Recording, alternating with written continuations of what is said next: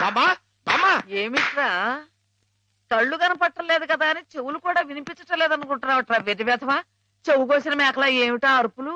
మన మాధవాయ నమః, శివుడాయ నమః, వచ్చేస్తున్నాడాయ నమః, మనం హారతి పాలకదాయ నమః, నువ్వు లేచి నిలబడాలాయ నమః, అర్జుంటాయ నమః, జాగ్రత్తాయ నమః.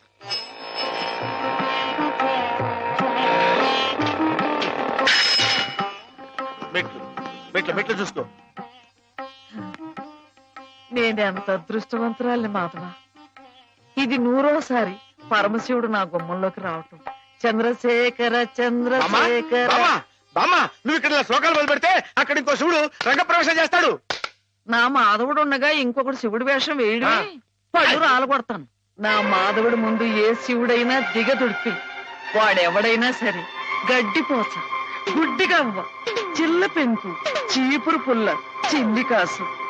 నా మాధవుడే శివుడు, శివుడే మాధవుడు. అదంతే.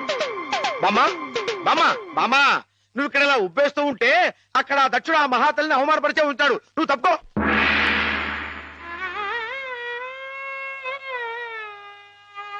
పరమేశ్వరుని హితవు పాటించని దాక్షాయణి తండ్రి తలపెట్టిన క్రతువు చూడవచ్చి అచ్చట కొలువై ఉన్న పూజ్యులందరి సమక్షమున తండ్రి చే పరాభవించబడి పరిపరి విధముల పరితపించుచు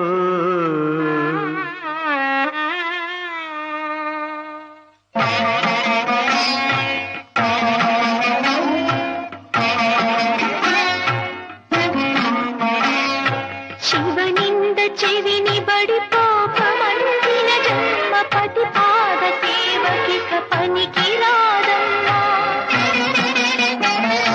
చితికంటూ జతనంటూ భోగమ్మ బక్కాయి సతి గుండె చితి గుండమాయే. దూర్జటిని దూషించు దక్షసుతగా బ్రతుకు తుచ్చ జీవచ్చమాయే. అగ్ని భట్టారక అంతరాననక, అగ్ని భట్టారక అంతరాననక యోగాచిరగించవయ్యా. అణువణువు శుచి శిఖలలో కడతీర్చవయ్యా.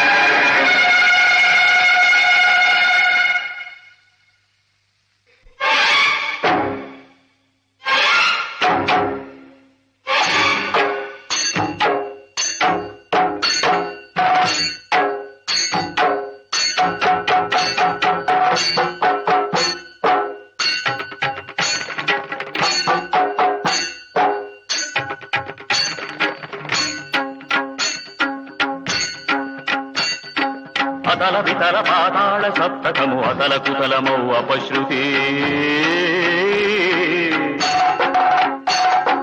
గగన గహన భూపాళి పెఠిల్లున పగిలి పతనమౌ అశనిహతి.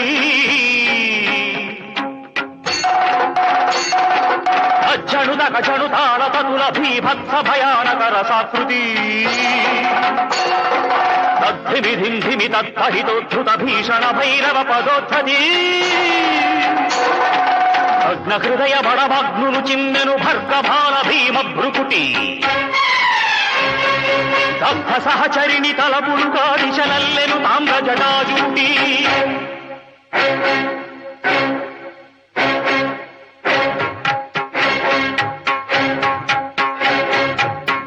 కత్తరిల జలతులు పతిల తరణి కత్తరిల వాతమతిశయిల జదలు ప్రక్కదల యుగాంత వేళ ముహూర్తమో.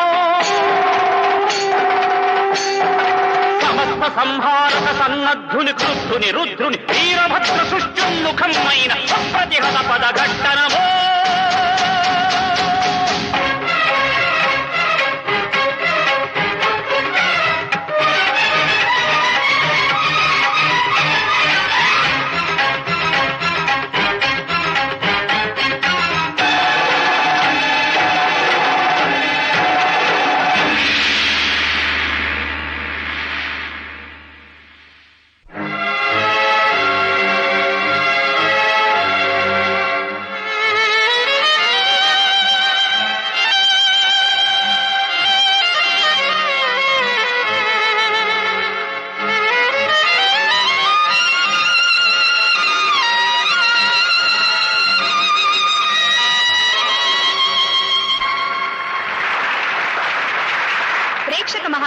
నమస్కారాలు. ఈ రోజు మనకి ఓ సుదినం. మనం పిలవకపోయినప్పటికీ మన మీద అభిమానంతో తూర్పు గోదావరి జిల్లా శివుడు గారు, మాధవ్ గారు తమంతటి తాముగా ఇక్కడికి విచ్చేశారు, మనల్ని ఆనందింపచేశారు. వారికి మనందరి తరఫున కృతజ్ఞతలు.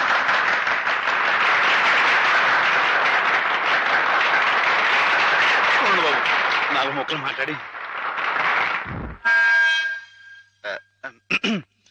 అందరికీ నమస్కారం అండి బాబు. ఈ జిల్లాలో నేను తప్ప ఇంకెవడైనా సరే శివుడు వేషం కట్టాడు అనుకోండి, మీరు రుద్రతానం చేసేసి వాడి పంబ రేగొట్టేస్తారని నాకు బాగా తెలుసండి. అంత గొప్పదండి మీ అందరికీ నా మీద ఉన్న అభిమానం. అందుకేనండి సూర్య గారిని ఆ అవస్థని తప్పించడం కోసమే నేను వేషం కట్టి మీ ముందుకు వచ్చానండి.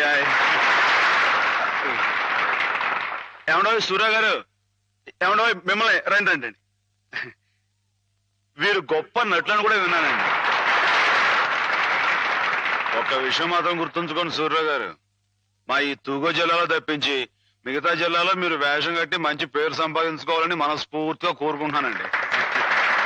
ఒక నిమిషం బాబు, తోటి కళాకారుణ్ణి కొంచెం సత్కరించుకోనివ్వండి. ఇక మీరు దయచేయండి. ఇక విషయానికి వస్తానండి. శివుడిగా ఇది నా నూరో ప్రదర్శన అండి, కాబట్టే మనసులో మాట బయట పెట్టేసుకుంటున్నాను. అసలండి పాలమ్ముకుని బతికే యాదవుడు నన్నేనండి. వీడేంటి శివుడు వేషం కట్టవేంటని అందరూ ఎగతాళిగా ఎక్కిరింపుగా మాట్లాడుకునేవారండి.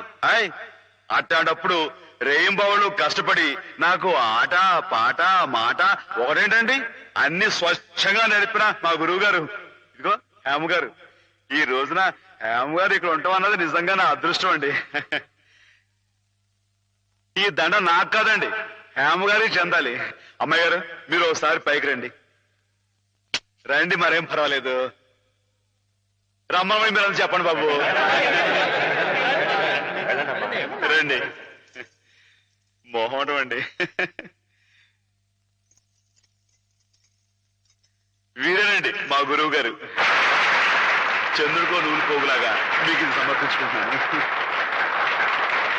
తీసుకోండి. ఏమిటిది మాధవ, ఇలా స్టేజ్ మీదకి పిలవడం, ఈ పొగడ్తలు నాకు చాలా సిగ్గేసిపోయింది తెలుసా. అభిమానం ఎంతుందో చెప్పుకోవడంలో తప్పే ఉందండి. అభిమానం ఉంటే మనసులోనే దాచుకోవాలి గాని ఇలా 10 మందికి టముకేసి చాటుకోవాలా? అట్టా దాచేసుకుంటే ఈ అష్టోత్తరాలు, సహస్రనామాలు, త్యాగరాజు పాటలు ఇవన్నీ బయటకు వచ్చేయండి. అవన్నీ దేవుడు పోగొట్టాలి బాబు.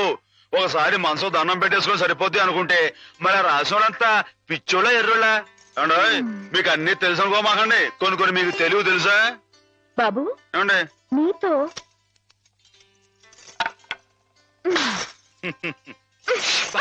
శివుని అలా కొట్టకూడదండి.